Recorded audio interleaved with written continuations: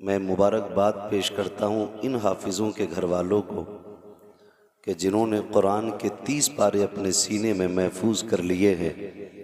और यकीनन high school से ज़्यादा खुशी, IAS IPS की डिग्री से ज़्यादा खुशी कुरान पाक की हिफ्ज़ की डिग्री में होनी चाहिए।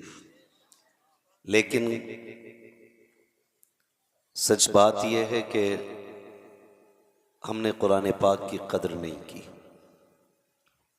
और ना ही हमने इसकी अज़मत को जाना। हमारे घर में बच्चा पैदा होता है और जब वो शऊर की दहलीज पे कदम रखता है तो उसे ये पढ़ाया जाता है और ये समझाया जाता है कि दुनिया में आने के बाद पैसा कमाना असल है, बड़ा आदमी बनना असल है।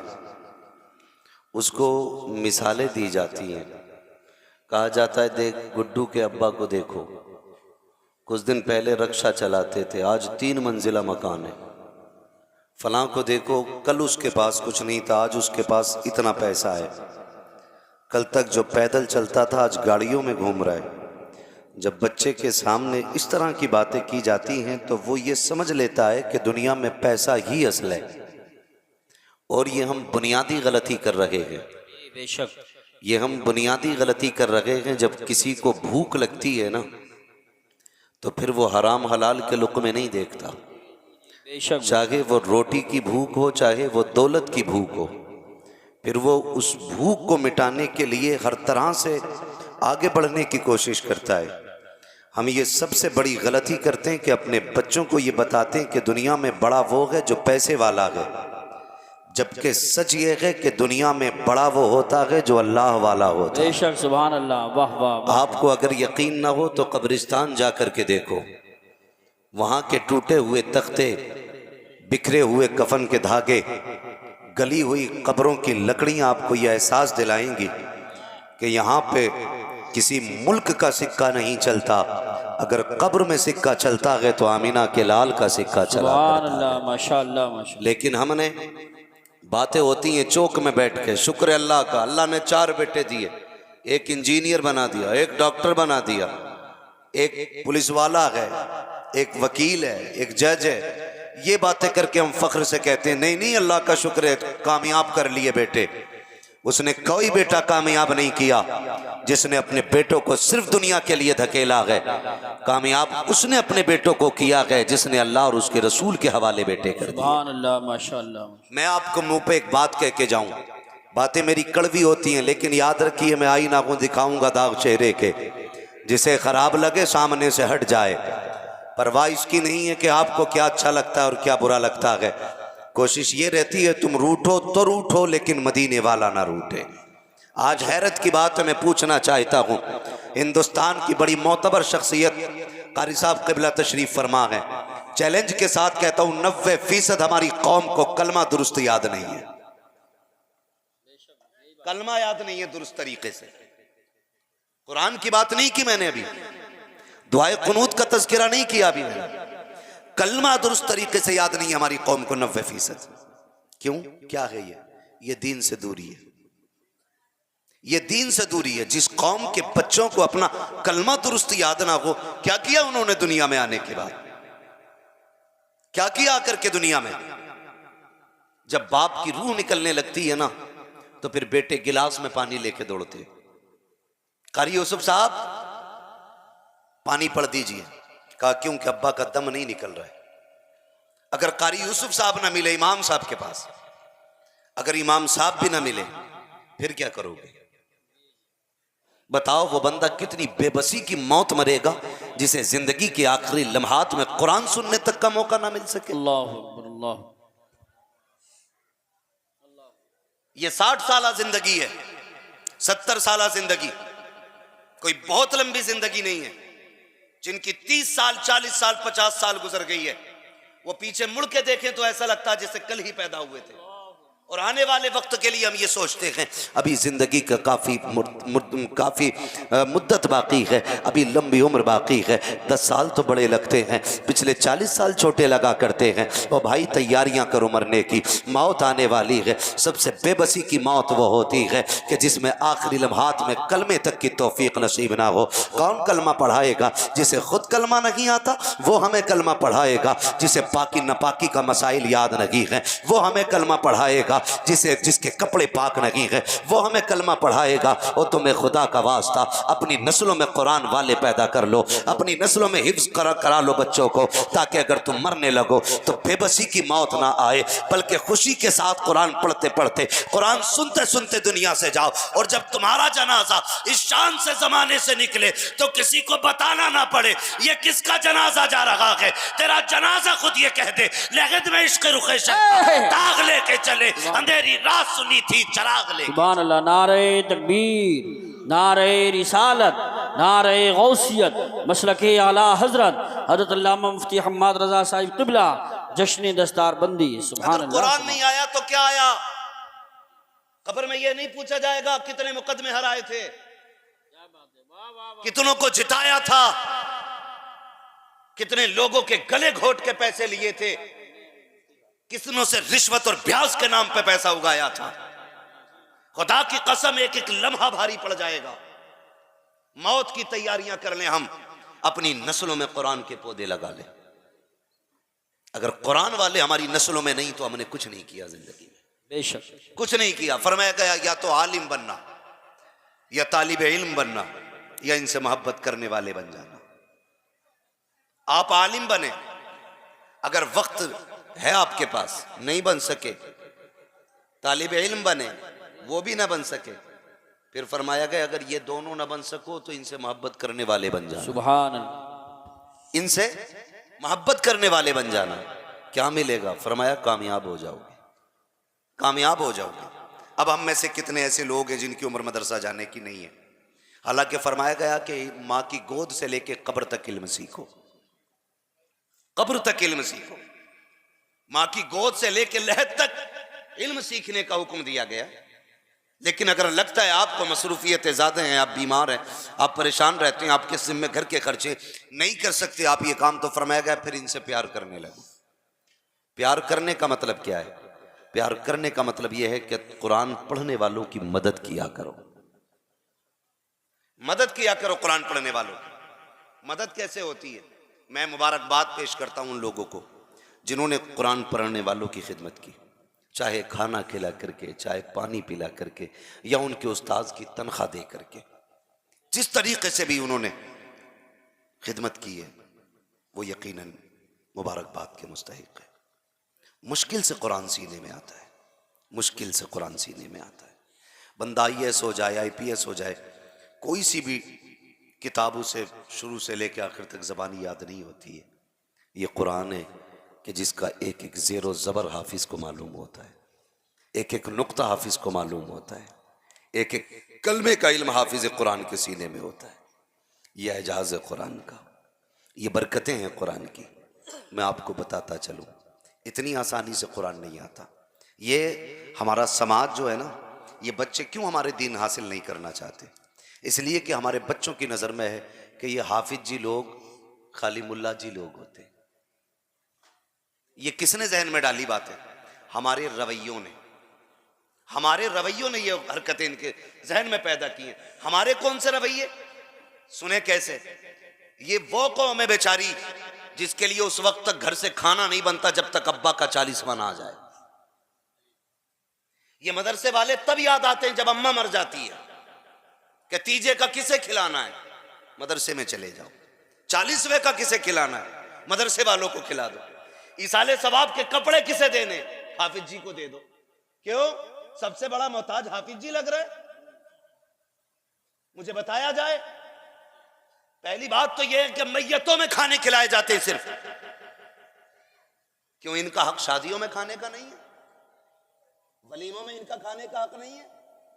मैं कहता हूं खुदा की कसम, अगर वलीमा में टेबल लगे तो सबसे पहले कुरान वालों की जगह होनी चाहिए।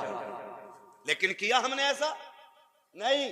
जो जितना बड़ा मुखिया है उतना बड़ा जलील है कुरान के मामले में।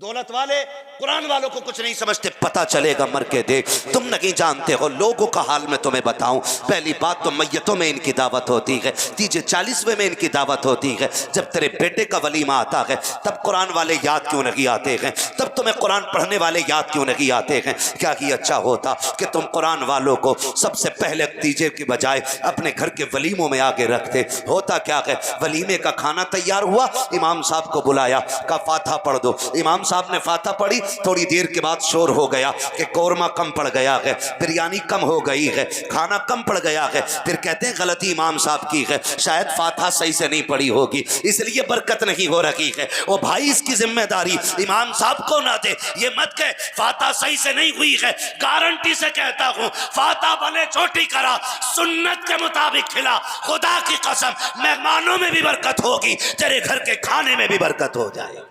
सुभान अल्लाह, सुभान अल्लाह, वाह वाह, हक है, हक है, हक है। कहते हैं कि अब तरक्की कर ली हमने। तरक्की कैसे तरक्की की है कि पहले डिबियां जलती थी, अब लाइट देखो। डिबियां देखी हैं भाई? बुजुर्गों ने तो हमारे देखी होंगी, मैं नौजवानों से बात करता हूं। देखी है ना डिबिया? वो डिबियों की रोशनी बड़ी तेज होती थी। उस छोटे से चिराग की रोशनी में हमारी माँ बहनें सुई में धागा डाल लेती थी। जब से ये बड़ी बड़ी लाइटें आई हैं ना, तो सुई का नकवा क्या, आदमी के चेहरे नहीं पहचाने जाते।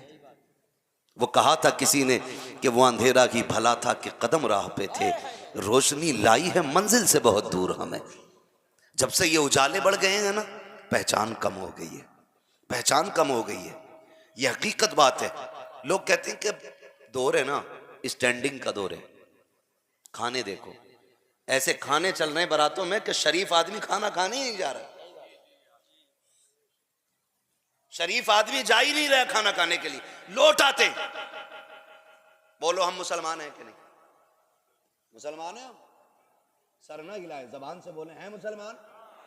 मुझे नौजवानों ने कमेटी के बताया कि हमारी बस्ती में अक्सर लोग पढ़े लिखे लोग हैं, तो पढ़े लिखे लोग तो खोपड़ी नहीं हिलाते, वो तो जबान से बात करते हैं। सारे ही मुसलमान हैं कि नहीं भाई?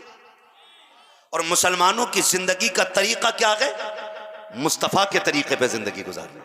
बेशक बेशक, सुभान। आज साइंस मर गई चीखते चीखते। आज चीख रही है साइंस कि खड़े होके खाओगे किडनी फेल हो जाएगी, लीवर खराब हो जाएगा।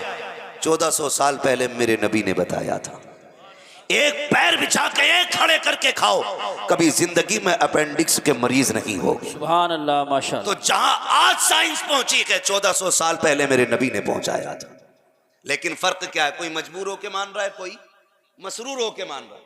और लोग सोचते हैं कि दीन तो बस मौलवियों का है, बाकी अपना तो कुछ नहीं है, बाकी सारी ठेकेदारी भी मौलवियों की है। नहीं भाई, मैं तुम्हें बता दूं, जितना नबी हमारा है उतना नबी तुम्हारा है। जितना खुदा हमारा है उतना खुदा तुम्हारा है। जितना दीन हमारा है उतना दीन तुम्हारा है। जितनी जिम्मेदारी हमारी है उतनी जिम्मेदारी तुम्हारी है। लेकिन क्या करें, अगर जरा से पैसे आ गए ना, फट रहा फट, कपड़ों से बाहर। खाना कैसे दोगे कि भाई यहाँ पिंडाल लगा लेंगे, कालीन बिछा देंगे। का नहीं, स्टैंडिंग में चाहिए, स्टैंडिंग में। कहा क्यों? कि मेरे वीआईपी मेहमान आने वाले हैं, वीआईपी। तो स्टैंडिंग क्यों कह रहे हो? क्या गधों वाला खाना चाहिए? सही बात। ये कहो ना, गधों वाला खाना चाहिए। स्टैंडिंग क्या चीज है? इंग्लिश में बोल लो तो गैरत मिट जाती है। ये कहो गधों की तरह खाना चाहिए। हालत देखो, कई जगह देखा प्लेट। कितना अच्छा दौर था कि मेहमान जाते थे, मेजबान चल चल के खिलाते थे। अब मेजबान खड़ा रहता है, मेहमान चल चल के खाते। और कई लोगों को सब्र नहीं होता, एक प्लेट, उसी में बिरयानी, उसी में कोरमा, उसी में रोटी, उसी में जर्दा, बाकी कोल्ड ड्रिंक का गिलास, कबाब बीच में रख लिए, एक हाथ में कोल्ड ड्रिंक का गिलास, बैठने की जगह नहीं है। अब ये बता खाएगा कैसे? हाँ हजरत, कई बार दावतें हमारी भी करते हैं लोग, लेकिन भाई जो करना करके लौट आते, खाने पीने से मतलब ही नहीं, क्योंकि शरीफ आदमी तो खा ही नहीं सकता। इज्जतदार लोग अपने घर में भी अपने हाथ से निकाल के नहीं खाते। ये मैं इशारतन आपसे बोल रहा हूं, ज्यादा खुल के बात नहीं करूंगा, समझ जाएं, अल्लाह करे आपके दिल में मेरी बात उतर जाए। इज्जतदार लोग अपने घर में भी खुद से निकाल के नहीं खाते, उनको बैठा के खिलाया जाता है। जाके चेक करो, एक प्लेट में अब मुंह देख रहे हैं। कई जगह देखा कुर्सी मिल गई तो गिलास यहां दबा लिया और प्लेट चल रही है। इत्तेफाक से अगर गिलास ज्यादा जोर से दब गया, काम तमाम। और कह रहा कमी मौलवी की है, फातिहा हल्की पढ़ के गया है। और मैं आपको अगली बात बताऊं आपसे, ये जो खर्चे बढ़ गए ना, कह रहा बैठ के शुक्र है अल्लाह का 8 क्विंटल कोरमा उठा, सफाई तो होने दे, 3.5 क्विंटल तो टेबल के नीचे निकलेगा। 8 क्विंटल उठा के 3.5 क्विंटल नीचे। आपसे भी गुजारिश है, पराए घर खाया करो तो जरा खपते खपते खाया करो। अपने घर कसाई से 100-260 के रेट में लाके बीवी से कहते हो छीछड़ा भी मत फेंक देना, 260 का रेट है। पराए घर हराम की मिल गई तो बोटियां फेंकते हुए गैरत नहीं आती है। सोचा करो, एक बाप बेटी को रुखसत करता है, शायद उसकी 18 साल की मेहनत लगी होती है, 20 साल की कमाई लगी होती है, पूरी जिंदगी का जोड़ा हुआ लगा होता है, तब जाकर के वो तुम्हारे खाने का इंतजाम करता है। कितनी आसानी से फेंक दिया करते हो। तुम्हें खुदा का वास्ता रिस्क की इज्जत किया करो। मेरे नबी ने फरमाया था, रिस्क की इज्जत करना अगर ये रूठ गया तो मैसर नहीं होगा। आज कसरत से रिस्क है, इसलिए हमें कदर नहीं है। शायद भूल गए हो तो याद दिला दो, मेरे नबी ने ऐलान फरमाया था, इस्लाम के लिए चंदा पेश किया जाए। जिसके पास जो था वो लेकर के चला आया था। हुजूर के गरीब सहाबी उठे हैं महफिल से, उनकी भी तमन्ना थी दीन के लिए पेश करूं। घर आए, बीवी से आके कहते हैं, शरीक हयात घर में कुछ है कि नहीं? बीवी कहती, मेरे सरताज आज बच्चों का 3 दिन का फाका है, एक खजूर तक घर में नहीं है। फिर ख्याल ये आया, महबूब ने चंदा मांगा है, खाली हाथ तो नहीं जाना है। निकल जाते हैं जंगल में, किसी के बाग की सैराबी की, पानी डाला तो मुट्ठी खजूरें लेकर के आए हैं। एक मुट्ठी खजूर घर लेकर के आए हैं, का बीवी से बच्चों की भूख मिटा ली जाए। दूसरी मिट्टी खजूर लेकर के हुजूर की चौखट पे जाते हैं, लेकिन पहुंचे तो अजीब मंजर था। अबू बकर सिद्दीक सारा माल लिए खड़े हैं, फारूक आजम आधी दौलत लिए खड़े हैं, ढेर लगा देखा है। गैरत से कोने में चुप के बैठ जाते हैं, कहां अबू बकर की दौलत, कहां मेरी मुट्ठी भर खजूर है। ये सोच करके आप एक कोने में बैठ जाते हैं। शकिस्ता दिल है, आंख में आंसू है। खुदा की कसम, मेरा नबी तो सबके दिलों की खबर जानता है। तभी तो बरेली के इमाम ने कहा था, और कोई गैब क्या तुमसे निगाहो भला, जब ना खुदा की छुपा तुम पे करोड़ों दुरूद। मेरे नबी ने मुलाहिजा फरमाया, आका फरमाते हैं फला सहाबी खड़ा हो जाए। वो खड़े हो गए। या रसूल अल्लाह, का क्या बात है, कोने में चुप के क्यों बैठे हो, कुछ लाए नहीं हो? का आका लाया तो हूं, लेकिन क्या करूं, आका अबू बकर की दौलत के सामने मुझे आते हुए गैरत आ रही है। उमर की दौलत के आगे मुझे खर्च करते हुए, दिखाते हुए सरकार शर्म आ रही थी, इसलिए कोने में बैठ गया। आका मेरे घर में कुछ नहीं था, बच्चों का 3 दिन का फाका था, सरकार में जंगल गया, मजदूरी की, मैंने मुट्ठी भर खजूरें लेकर के आया हूं। मेरे नबी की आंखों में आंसू आए, फरमाया तुम वहीं ठहरो, मैं चल के आता हूं। अबू बकर अपनी दौलत खुद लेके आए हैं, तेरी दौलत को लेने मैं आ रहा हूं। बरेली वाले ने कहा था, कौन देता है, देने को मुंह चाहिए, देने वाला है सच्चा हमारा। सुभान अल्लाह। नारे तकबीर, नारे रिसालत, नारे गौसियत, मसलके आला हजरत मुफ्ती हम्माद रजा साहिब क़िबला, जश्न दस्तार बंदी। सुभान अल्लाह। इतनी कसरत से दौलत है, सुबह को उठ रहा, नाक तक भर के दूध पी रहा, और जब शाम दोपहर का खाना उल्टी सुल्टी करवटें, और फिर रात का भी 12 बजे खा रहे हैं हम लोग, और फिर उसके बाद कह रहे हैं भाई बड़ा सुकून है, बड़ा सुकून है। ओ भाई ख्याल किया करो, ख्याल किया करो, जैसे अपनी इज्जत है ना, वैसी दूसरे की इज्जत समझा करो, दूसरे की इज्जत समझा करो। पसंद की बोटी नहीं आई तो फेंक दी। तुम्हें मालूम है जितनी देर बारात का खाना चलता है, बेटी का बाप किसी कोने में खड़े होकर कहता, मालिक आज इज्जत बचा लेना, आज लाज रख लेना। मालिक अगर एक रोटी भी कम पड़ गई मेरी बेटी पूरी जिंदगी ससुराल में ताने सुनेगी। वो रो रो के कोने में कह रहा होता है और हम बोटियां फेंकते होते हैं, हमें गैरत आनी चाहिए। और हालात यहां तक बिगड़ चुके हैं, दावत एक की होती है, बाइक पे 3-3 टंके जा रहे हैं। एक बंदे की दावत है, एक एक घर से 6-6 भर के जा रहे हैं। जितनों की दावत हुआ करे उतने की लोग जाया करो, दूसरे की इज्जत का ख्याल किया करो। इस चीज का खास ख्याल रखना, दावत एक की है। चल यार भूरा, मेरे दोस्त के यहाँ दावत है, चल कलुआ तू भी बैठ जा, बस की बात नहीं है, वरना बाइक में डंडे बांध के भर के ले जाएं। और तुम्हें खुदा का वास्ता, जितनों की दावत हुआ करे उतने की जाया करो। और भी अगर नेकी कमाना चाहते हो, अगर तुम्हें पता है कोई गरीब बाप बेटी को रुखसत कर रहा है, उसने मेहनत से आज ये दिन देखा है, तो आधी खुराक अपने घर पे खाना खा लो, आधा खाना बचा करके, आधी खुराक बचा करके किसी बेटी के बाप के घर जाके खा लो। अगर तेरे हिस्से की एक रोटी की वजह से किसी गरीब की इज्जत बच जाएगी, अल्लाह अपने कर्म से कयामत में तेरी इज्जत बचा देगा, तुझे इज्जत अता फरमाएगा। आज हालात बिगड़ते जा रहे हैं। और मेरे भाई, मैं कहना ये चाहता हूँ, जब वलीमों के खाने होते हैं, इमाम साहब दावत के लिए आते हैं, उसके बाद ये कह दिया जाता है खाना कम पड़ गया है। पहली बात, मदरसे वालों की दावत होती नहीं है, और अगर कर भी दी जाती है तो कोई बुलाने नहीं आता है। फिर ख्याल आता है 4 बजे जाके, ओ यार हाफिज जी नहीं दिखे, फिर बच्चा भेजा जाता है, जाओ मदरसे से किसी को लेके आओ। वो मदरसे आता है बुलाने के लिए, तब जाके बची कुची कुरान वालों को खिलाई जाती है। ये इज्जत दी है हमने कुरान को, यह एहतराम दिया है हमने कुरान को, यह अजमत बख्शी है हमने कुरान को। गैरत आनी चाहिए। और ख्याल करो यार, अल्लाह तौफीक दे। तुम्हारे हालात ये हैं कि जब खाने के टेबल लगा करते हैं, कंडीशन ये हुआ करती है, सबसे आगे टेबल लगे होते हैं। अगर कोई मैले कपड़े वाला बंदा आ जाता है, लोग कहते पीछे जा, तुम्हारा खाना उधर चल रहा है, नीचे बैठ के खिलाया जा रहा है।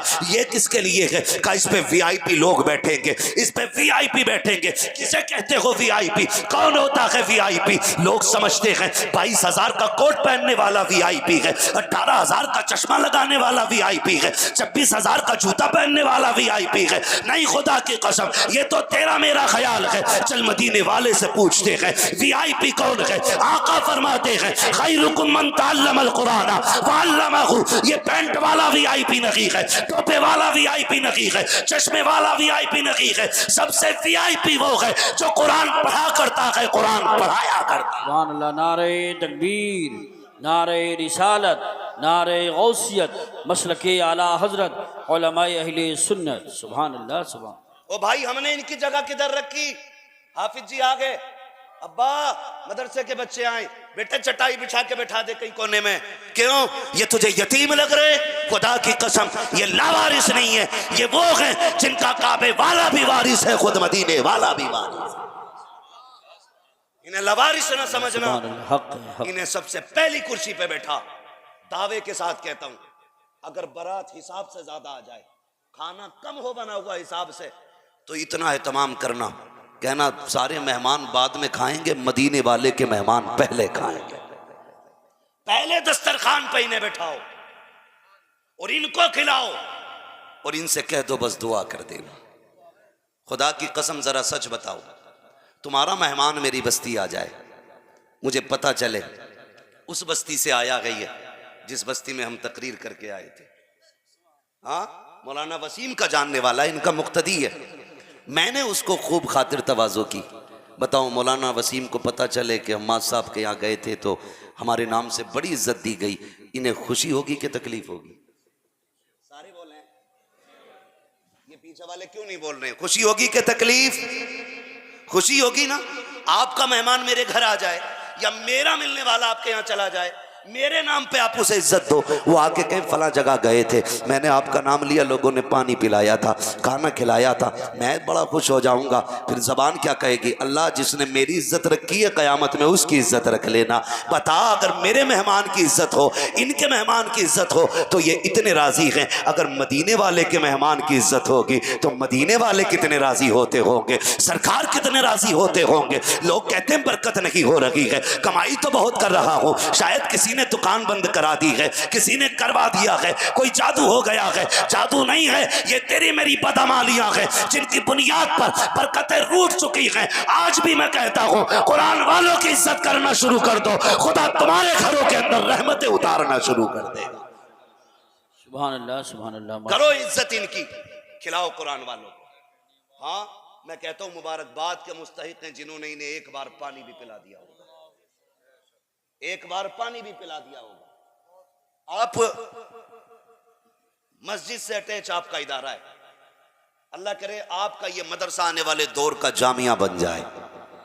आज 3 हाफिज बने हैं, आने वाले दौर में अल्लाह इस इदारे से 30 हाफिज कुरान अता फरमाए। बुरी लगी ये दुआ? अच्छी लगी ना? कह दे जरा आमीन। अल्लाह इस इदारे के जरिए हर घर में कुरान के कारी पैदा फरमा दे। मैं आपको बता दूं, अक्सर मदरसों के अंदर ये मेरी जमात के लोग बैठे, और ये सिर्फ मेरी जमात के नहीं, मदीने वाले मुस्तफ़ा की जमात के लोग बैठे। मैं इसलिए नहीं कह रहा हूं कि जिस लाइन से हम ताल्लुक रखते हैं उसी से ये रखते हैं। मैं कहता हूं खुदा की कसम, कुरान पढ़ने वालों के पैर की जूतियां मेरे सर का ताज। अल्लाह ने इस जमात को इतनी इज्जतें अता फरमाई है, इतनी इज्जतें अता फरमाई है, अगर ये नंगे पैर चलते हैं मदरसे की तरफ तो फरिश्ते पर बिछा दिया करते हैं। बताओ किसे मिली ये इज्जतें, किसे मिली ये बरकतें? सिवाय कुरान वालों की। किसकी है ये शान है? सिर्फ कुरान वालों की। अक्सर इदारों की कंडीशन, अल्लाह माफ करे, अब तो ना मदरसे वाले बेचारे 10-10 रुपए के लिए परेशान रहते हैं चंदा की। बैठे ना कमेटी वाले लोग, नौजवान बैठे हैं भाई, कितने कमेटी वाले आप इधर हाथ उठा के बता दो, कमेटी वाले कितने लोग बैठे?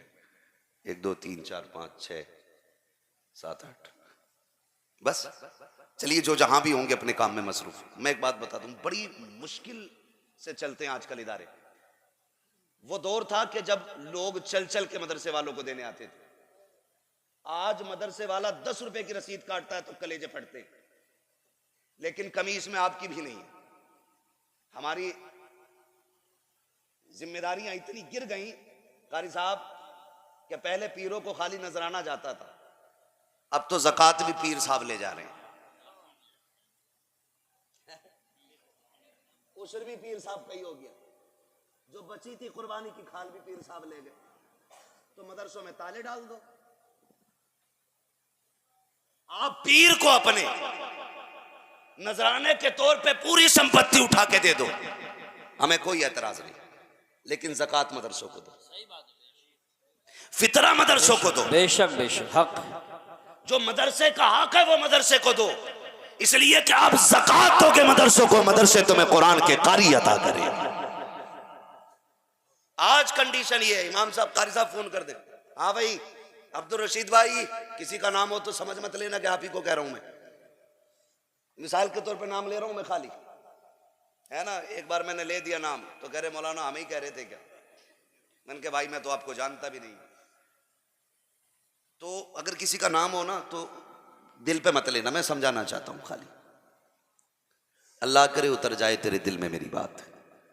होता क्या अगर फोन पहुंच जाए ना कि पिछली बार आपने 500 की रसीद कटाई थी, इस बार आप आए नहीं, तो पहली बार में तो कहता हाफिज जी अभी फुर्सत नहीं, थोड़ी देर में कॉल करियो, काट के कहता लो मौलाना पीछे पड़े हैं, सुबह से ग्राहक नहीं आया, वो उनके फोन पे फोन आ रहे। ये कंडीशन हमारी कौम की। और अगर मौलाना किस्मत से पहुंच जाए दुकान पे तो कभी इधर मुंह कर लेगा, कभी इधर कर लेगा, जब कोई ग्राहक नहीं होगा तो काफी में मुंह डाल लेगा, हिसाब चलता रहेगा, खाली बात मौलवी से नहीं करेगा। ऐसा लगता है मौलवी नहीं, रूह कब्ज करने कोई आ गया है, नजर नहीं मिला रहा है। ये कड़वी सच्चाई है। मौत सबको आनी है, मौत शक है इसमें, मौत पीछे वाले भी बोले मौत सबको आनी है। तो इमाम साहब मौलाना से कह रहा है क्या बात थी, फिर आखिर में कैसे आए? बोले वो आपकी पिछले साल 600 रुपए की रसीद थी। तो कह रहे आप इस बार बड़ा मद्दा चल गया, पता चला आपके जून की गर्मी ये पूरे 40 दिन नैनीताल में काट के आया,